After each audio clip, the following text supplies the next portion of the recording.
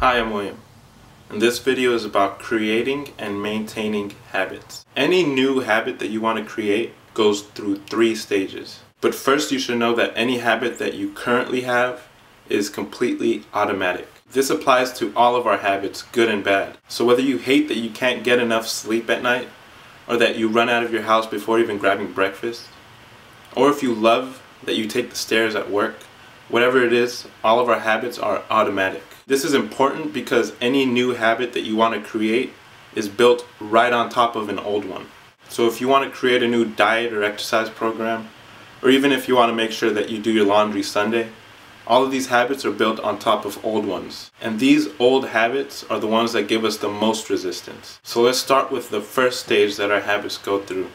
And this is the motivation stage. Now I call this the motivation stage because most of us go through the stage when we want to start doing something positive. This stage is important and valuable because this is when we have most of the power in creating a new habit. So what you have to do at this stage is create a system that works best for you. What this means is that if you set unrealistic goals or very hard to attain goals, then your habit's going to be very hard to keep up with. But if you set the right goals, then you're using this stage to its full advantage. Now whether we realize it or not, all of us go through this stage.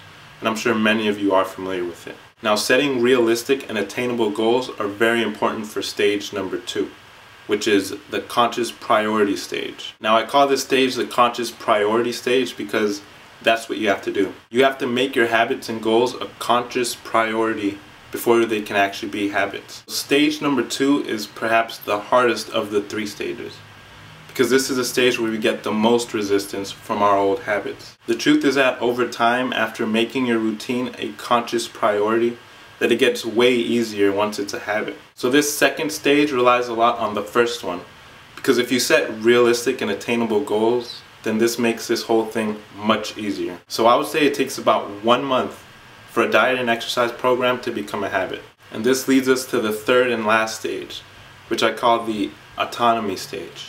So in this third stage, our habits become automatic, and it really becomes its own animal.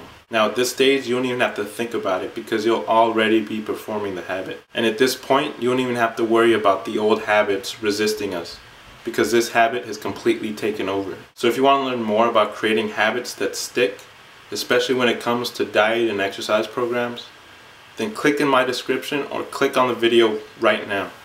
There you can download my 13-page guide on building habits. All you have to do is enter your name and email and you'll be taken to the download page right away. This guide offers you everything that you've learned in this video so far and a complete guide on building habits. You'll even learn important steps that you need to take to really build your habits the best. Even teaching you how to create a morning success ritual, which is perhaps the biggest leverage that you can have on building habits. So either click in the description or click on the screen right now, and I'll talk to you later.